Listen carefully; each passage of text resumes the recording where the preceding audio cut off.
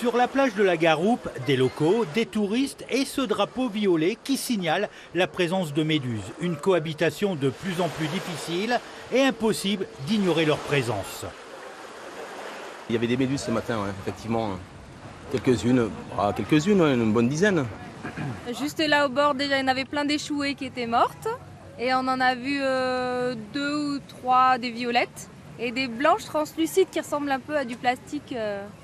Là, pas mal, ouais. Sur le littoral méditerranéen, les méduses arrivent parfois par bancs entiers.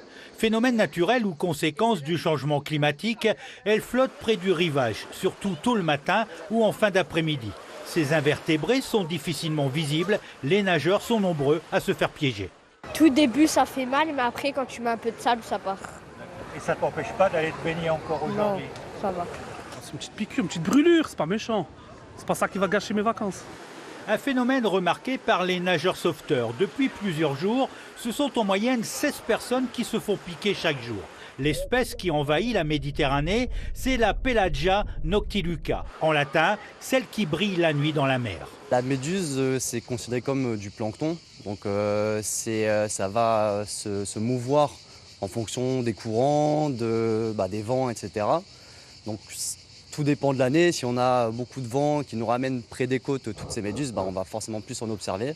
Mais voilà, ça dépend vraiment de ces courants en fait. Et quand on se fait piquer, il faut frotter énergiquement avec du sable ou rincer à l'eau de mer avant d'aller au poste de secours pour appliquer une crème apaisante.